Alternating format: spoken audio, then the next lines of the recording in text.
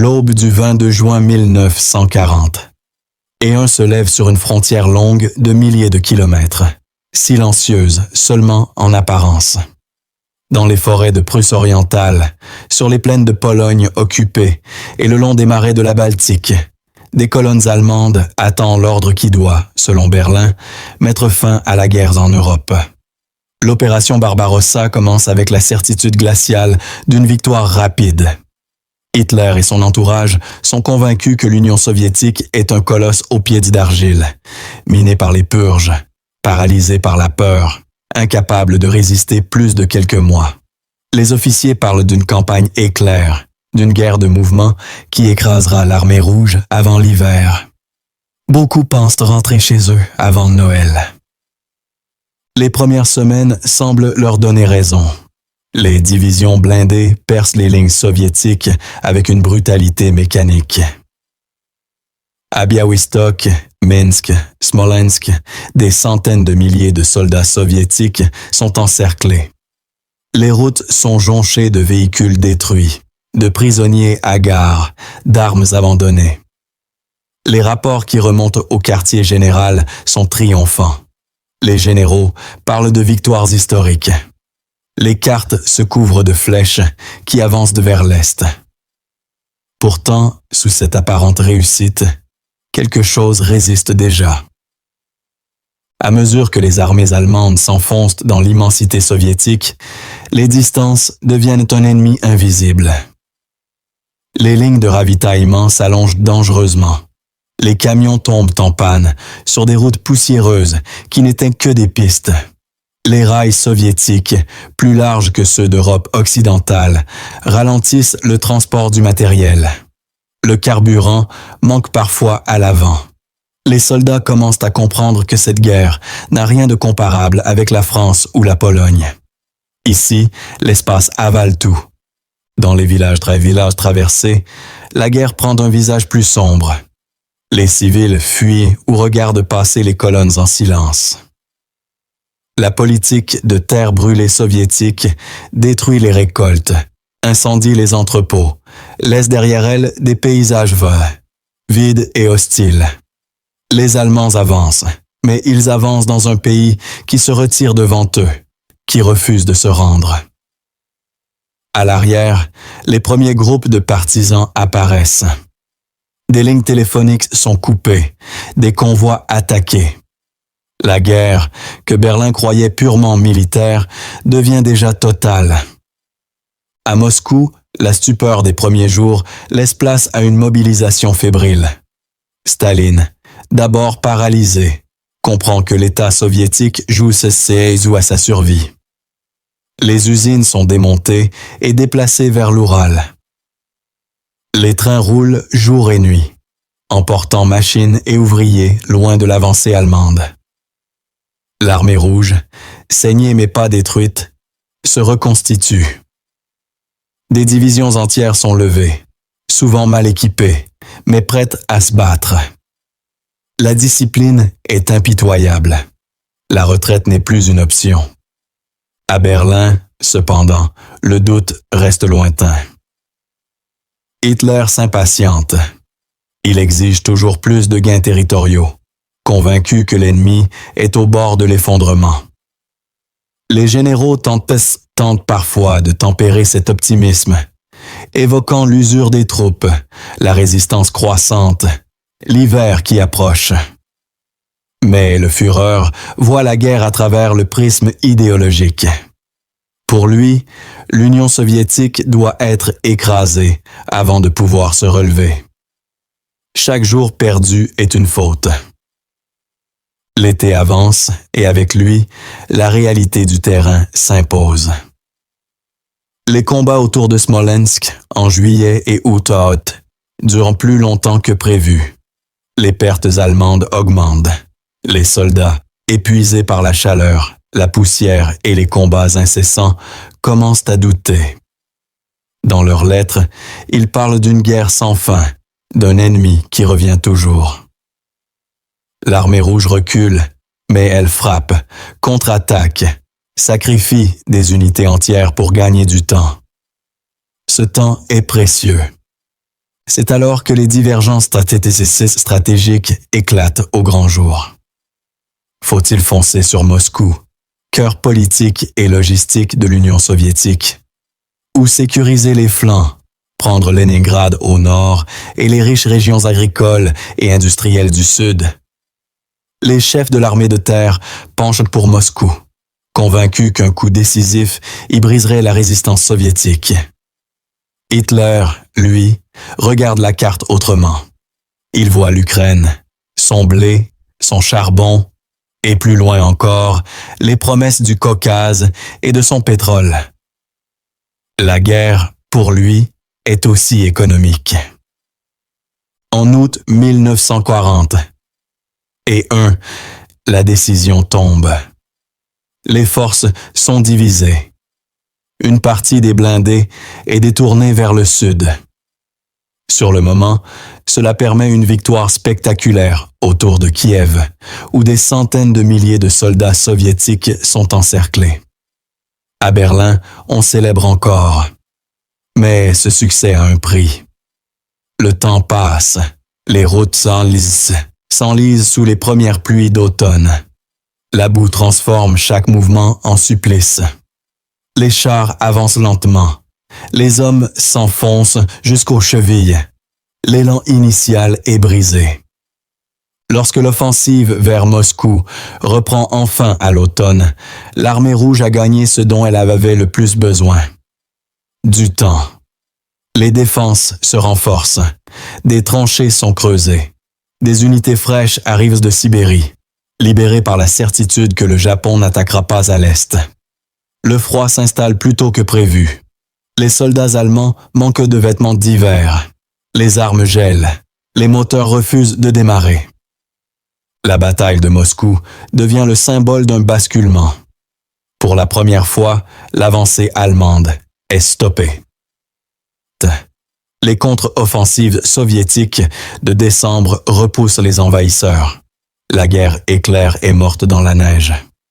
À Berlin, le choc est immense. La promesse d'une victoire rapide s'est effondrée. L'Union soviétique n'est pas vaincue. Elle est blessée, mais vivante, déterminée, et désormais sur le chemin d'une guerre longue. À la fin de 1941, Hitler refuse toute retraite stratégique. Il ordonne de tenir chaque position. Cette rigidité coûte cher. Les pertes s'accumulent. L'armée allemande, qui devait écraser l'ennemi en quelques mois, se retrouve engagée dans une guerre d'usure pour laquelle elle n'était pas préparée. Les choix faits durant l'été et l'automne ont enfermé le Reich dans un conflit sans issue rapide. Dans les bureaux de Berlin, les cartes sont redessinées. La victoire totale à l'Est semble désormais hors de portée immédiate. Pourtant, abandonner est impensable. Il faut trouver une autre solution, un autre coup décisif, quelque part sur ce front gigantesque. Les regards commencent à se tourner vers le sud, vers la Volga, vers une ville industrielle au nom lourd de sens. Sans encore le savoir pleinement, les décisions de 1940. Et eux ont déjà tracé la route qui mène à Stalingrad. Au printemps 1942, le front de l'Est s'étend comme une plaie mal refermée. L'hiver a laissé derrière lui des milliers de corps gelés, des unités épuisées et une certitude nouvelle à Berlin. La guerre contre l'Union soviétique ne sera ni courte ni simple. Pourtant, loin d'admettre l'échec de ses calculs initiaux, Hitler s'enferme dans une conviction plus dangereuse encore. La victoire reste possible, mais elle doit être arrachée ailleurs, autrement. Le centre du front, autour de Moscou, est désormais jugé trop solide, trop coûteux. Le regard du Führer glisse vers le sud, vers les plaines immenses, les champs de blé, les bassins industriels et surtout le pétrole du Caucase. Sans carburant, pense-t-il, l'Union soviétique s'effondrera mécaniquement. Dans les cercles militaires, la discussion est tendue. Les généraux savent que l'armée allemande n'a pas retrouvé sa pleine puissance après l'hiver. Les divisions sont incomplètes. Les pertes en officiers expérimentés se font sentir. Le matériel est usé. La logistique reste fragile. Mais Hitler ne raisonne plus seulement en termes militaires. La guerre est devenue une lutte économique et idéologique. Le pétrole de Maïkop, de Grozny, de Bakou apparaît comme la clé absolue. S'en emparer, c'est priver l'ennemi de sa capacité à se battre tout en sauvant l'économie de guerre allemande, déjà sous pression. La décision prend forme au fil des semaines. L'opération prévue pour l'été 1942 ne vise plus Moscou. Elle vise le sud. Elle portera le nom de Fallblau. Sur les cartes, les flèches s'orientent vers le Don, la Volga et le Caucase. L'armée allemande est divisée en deux grands groupes. Le groupe d'armée A doit foncer vers les champs pétrolifères. Le groupe d'armée B doit protéger le flanc nord de l'offensive et sécuriser la Volga. Cette division des forces inquiète plusieurs officiers supérieurs. Les distances sont immenses, les réserves sont limitées, mais les ordres sont clairs et incontestables. Sur le terrain, le printemps est une période de transition étrange. Les soldats allemands se remettent lentement de l'hiver. Le souvenir du froid mordant est encore vif. Pourtant, l'arrivée des beaux jours ranime un optimisme prudent. Les unités reçoivent des renforts, souvent jeunes, parfois mal formés. Les alliés de l'Axe, Roumains, Hongrois, Italiens, sont chargés de tenir de larges portions du front. Leur équipement est inférieur, leur morale fragile, mais Berlin compte sur eux pour économiser ses propres forces. Lorsque l'offensive débute en juin 1942, les premiers succès sont rapides. L'armée rouge, affaiblie par les combats de l'hiver et par des défaites locales, recule. Les villes tombent les unes après les autres. Les colonnes allemandes avancent dans la chaleur écrasante des steppes. La poussière colle à la peau. Les moteurs surchauffent, mais l'illusion du mouvement retrouvé est grisante. Les rapports parlent de nouvelles percées, de l'ennemi en fuite. À Berlin, on croit voir se dessiner enfin la victoire décisive tant attendue. Mais cette avancée cache des fragilités profondes. Plus les troupes progressent, plus leurs lignes de ravitaillement s'étirent. Les routes sont rares, les voies ferrées insuffisantes. Le carburant, ironiquement, commence déjà à manquer à l'avant. Les soldats vivent de plus en plus sur le terrain, réquisitionnant ce qu'ils trouvent dans des régions déjà appauvries par la guerre. La résistance soviétique, loin de disparaître, se réorganise. Des unités entières se replient en bon ordre, préparant des lignes défensives plus à l'est. À Moscou, la lecture de la situation est différente. Staline comprend que l'effort principal allemand se porte désormais vers le sud. Il y voit un danger immense, mais aussi une opportunité. Si l'ennemi s'étire trop, s'il divise ses forces, alors il pourra être frappé là où il sera le plus vulnérable. Les réserves soviétiques continuent d'affluer. L'industrie déplacée commence à produire en masse. Des milliers de chars et de canons sortent des usines de l'Oural. La guerre d'usure commence à jouer en faveur de l'Union soviétique. Au sommet du commandement allemand, la réalité du terrain provoque des frictions. Certains généraux s'inquiètent de la dispersion des forces. Ils observent avec inquiétude la longueur des flancs tenus par des alliés moins solides. Ils voient aussi l'armée rouge apprendre de ses erreurs, céder du terrain pour mieux frapper plus tard.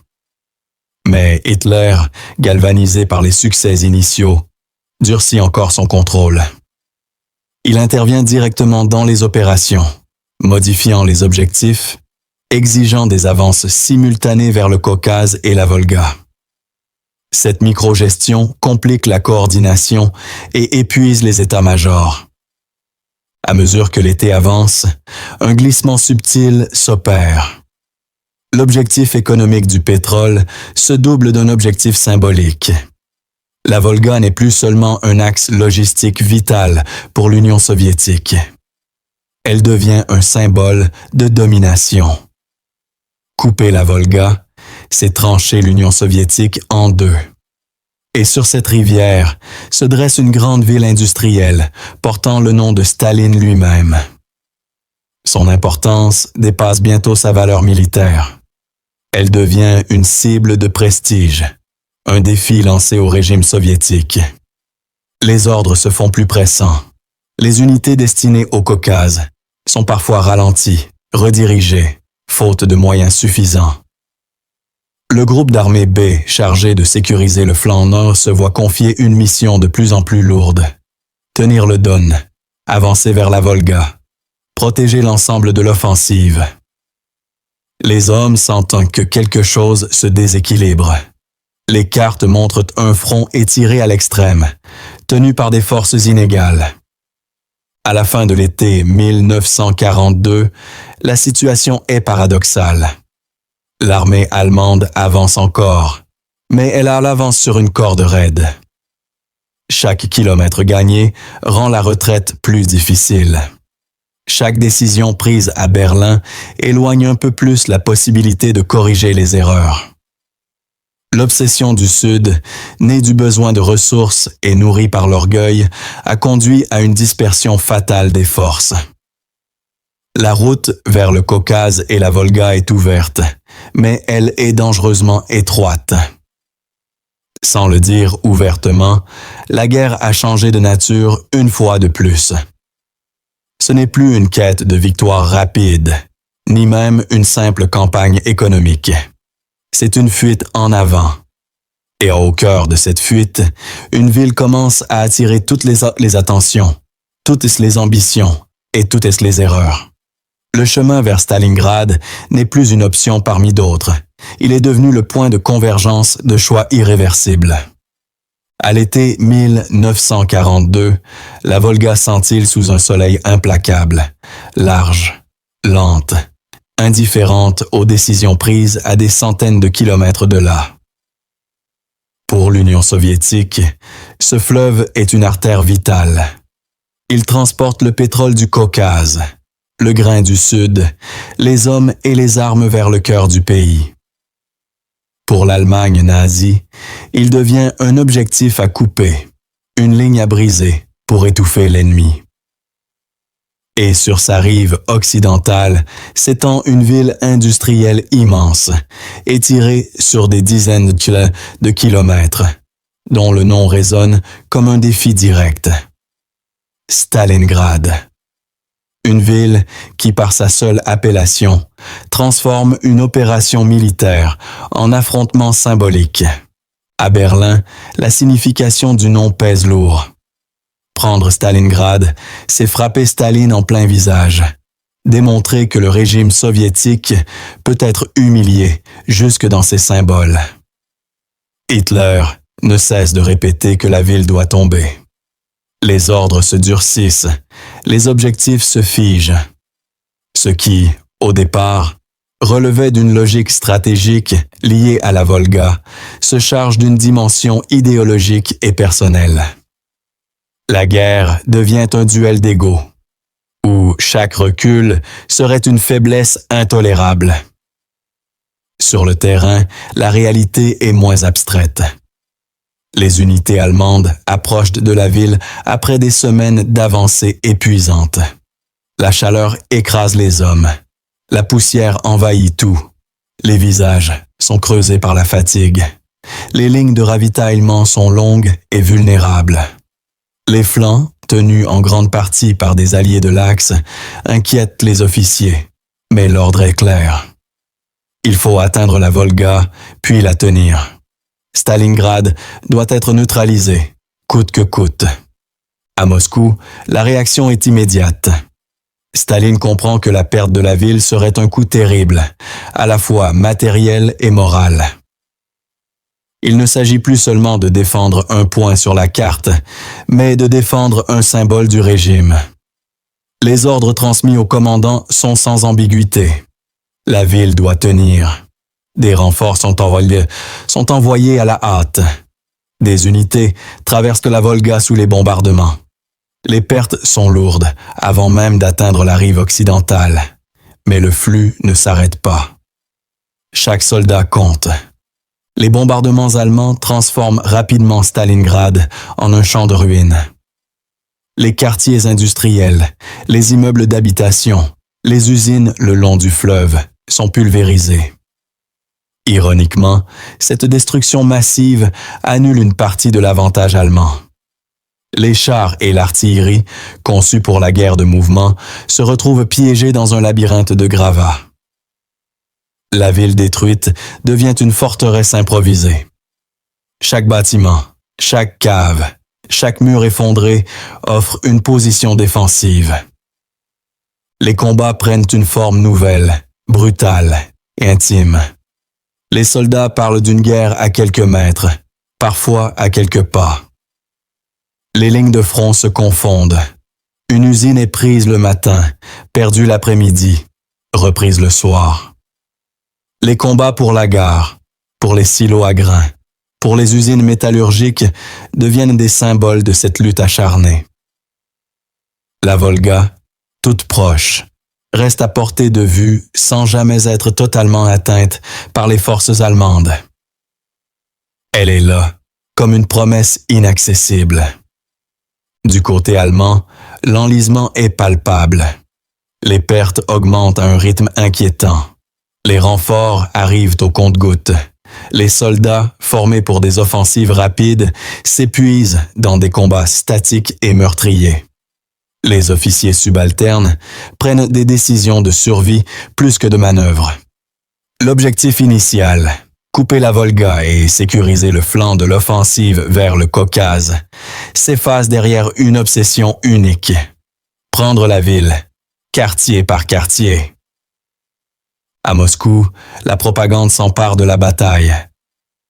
Stalingrad devient le symbole de la résistance soviétique. Les discours exaltent le sacrifice, la ténacité, la défense jusqu'à la mort. Mais derrière ces mots, la réalité est terrible. Les pertes soviétiques sont immenses. Les soldats manquent souvent de munitions, de nourriture, de sommeil. Pourtant, ils tiennent, non par illusion, mais par nécessité. Reculer signifierait ouvrir la Volga et offrir à l'ennemi une victoire symbolique inacceptable. Au sommet du commandement allemand, les inquiétudes s'accumulent. Certains généraux perçoivent le danger. L'armée s'enfonce toujours plus dans une bataille urbaine qui absorbe des ressources considérables. Les flancs restent fragiles. L'armée rouge, loin d'être détruite, concentre des forces hors de la ville. Mais Hitler refuse toute remise en question. Chaque mètre gagné est présenté comme une preuve de succès. Chaque résistance soviétique est interprétée comme le dernier sursaut d'un ennemi à bout de force. À la fin de l'été 1942, Stalingrad est en grande partie détruite, mais pas conquise. Les combats se poursuivent sans relâche. La ville n'est plus qu'un amas de ruines fumantes, traversé par des soldats hagards, couverts de poussière et de sang. La Volga continue de couler, charriant les péniches de ravitaillement soviétique sous le feu ennemi. La bataille, loin d'être terminée, a déjà englouti des dizaines de milliers de vies. Ce qui devait être une étape dans une offensive plus vaste est devenu un piège stratégique. L'orgueil, le symbole et la rigidité des ordres ont enfermé l'armée allemande dans un combat qu'elle ne peut ni abandonner ni gagner rapidement. Stalingrad n'est plus seulement une ville à prendre. Elle est devenue un gouffre qui attire toujours plus d'hommes et de moyens. Et tandis que l'attention se fixe sur les ruines le long de la Volga, ailleurs dans les steppes, l'armée rouge prépare silencieusement la suite. À l'automne 1942, le front autour de Stalingrad n'est plus une ligne claire, mais une masse confuse de ruines, de tranchées improvisées et de positions disputées. La ville, déjà brisée, continue d'absorber hommes et munitions comme un gouffre sans fond. Pourtant, à ce stade, la question n'est plus de savoir pourquoi Stalingrad est attaqué. La vraie question est devenue plus grave. Pourquoi est-il désormais impossible de s'en détourner? Chaque décision prise depuis le printemps a fermé une porte, jusqu'à ne laisser qu'un seul chemin, étroit et mortel. Du côté allemand, l'engrenage est d'abord logistique. La 6e armée est profondément engagée dans la ville. Ses flancs s'étirent sur des centaines de kilomètres, tenus par des forces roumaines, italiennes et hongroises sous-équipées. Le carburant manque. Les munitions arrivent lentement. Les routes sont mauvaises. Les chemins de fer ne suivent pas. Pourtant, reculer signifierait abandonner des positions chèrement acquises, reconnaître que des mois de combats et de pertes ont été vains. Pour Hitler, cette idée est inacceptable. Il ne s'agit plus d'un calcul militaire, mais d'un refus idéologique du repli. Les rapports qui remontent au quartier général deviennent de plus en plus alarmants. Les généraux sur place décrivent une armée usée, immobilisée dans une bataille urbaine interminable. Ils soulignent la vulnérabilité des flancs et la concentration visible de forces soviétiques au nord et au sud de la ville. Mais à Berlin, ces avertissements sont minimisés. Hitler est persuadé que l'armée rouge a déjà engagé ses dernières réserves dans Stalingrad même. Il voit la résistance soviétique comme une preuve de faiblesse, non comme le prélude à une manœuvre plus vaste. À Moscou, au contraire, la situation est analysée avec une froide lucidité. Staline et son état-major comprennent que Stalingrad est devenu une fixation pour l'ennemi. La ville retient l'essentiel de la puissance de combat allemande dans le sud. Pendant que la 6e armée s'enlise dans les ruines, l'armée rouge prépare une réponse qui ne vise pas la ville, mais ce qui la maintient en vie. Les flancs. Des armées entières sont regroupées discrètement dans les steppes. Les unités sont rééquipées, entraînées, coordonnées. L'objectif n'est plus de tenir, mais d'encercler. Sur le terrain, les soldats allemands ressentent confusément le danger. Les combats dans la ville continuent avec une intensité presque irréelle. Une maison prise est parfois perdue quelques heures plus tard. Les hommes dorment dans les caves, mangent froid, vivent au milieu des morts. Les pertes sont constantes, mais l'ordre reste le même. Tenir, avancer, ne pas reculer. La discipline est stricte, la peur omniprésente. L'espoir d'une percée décisive s'amenuise chaque jour. L'automne apporte avec lui le froid et la boue. Les mouvements deviennent encore plus difficiles. Les renforts promis arrivent trop tard ou en trop petit nombre. Les unités alliées sur les flancs signalent leur faiblesse, demandent des renforts qui ne viennent pas. La priorité reste Stalingrad. Tout est subordonné à cette bataille.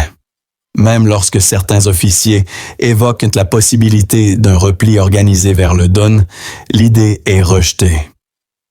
Abandonner Stalingrad serait reconnaître que la campagne de 1942 a échoué. À ce moment précis, la bataille a cessé d'être une option stratégique parmi d'autres. Elle est devenue un piège auto-alimenté. Plus l'armée allemande s'engage, plus elle dépend de la conquête de la ville pour justifier ses pertes. Plus elle dépend de cette justification, plus elle est incapable de se retirer. Chaque choix renforce le précédent. L'engrenage se referme. Lorsque l'offensive soviétique est enfin lancée en novembre 1942, elle ne frappe pas là où les combats sont les plus violents. Elle frappe là où l'ennemi est le plus faible. Les flancs cèdent rapidement. Les unités alliées, débordées et mal équipées, sont submergées. En quelques jours, les pinces soviétiques se rejoignent à l'ouest de Stalingrad. La 6e armée est encerclée. À Berlin, le choc est immense. Mais la réaction reste fidèle à la logique qui a conduit jusque-là. Hitler interdit toute tentative de percée. Il promet un ravitaillement par air, malgré les avertissements des spécialistes qui savent l'opération irréaliste.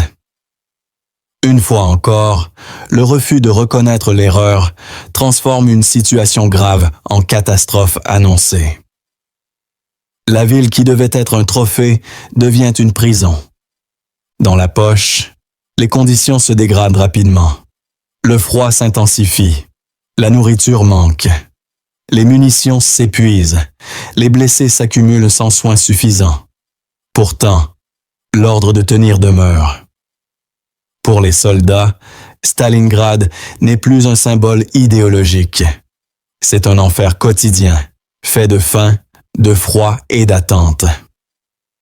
Pour le commandement allemand, c'est devenu un point de non-retour. Sauver la 6e armée signifierait admettre que toute la stratégie du Sud était erronée. Stalingrad était-elle évitable? En théorie, oui. À plusieurs reprises, un choix différent aurait pu être fait. Mais à l'automne 1942, ces alternatives n'existent plus. Les décisions prises depuis l'été 1940 et l'obsession du Sud, la division des forces, la transformation d'un objectif stratégique en symbole idéologique, tout a conduit d'ici. La bataille n'est plus seulement un affrontement militaire. Elle est le résultat logique d'une série de renoncements à la prudence et à la flexibilité. Lorsque l'hiver s'installe définitivement sur la Volga, le sort de Stalingrad est scellé. Même si personne ne veut encore l'admettre à Berlin. La ville n'est plus seulement le théâtre d'une bataille décisive. Elle est devenue le miroir d'une guerre qui a basculé. À partir de ce point, rien ne sera plus jamais comme avant sur le front de l'Est.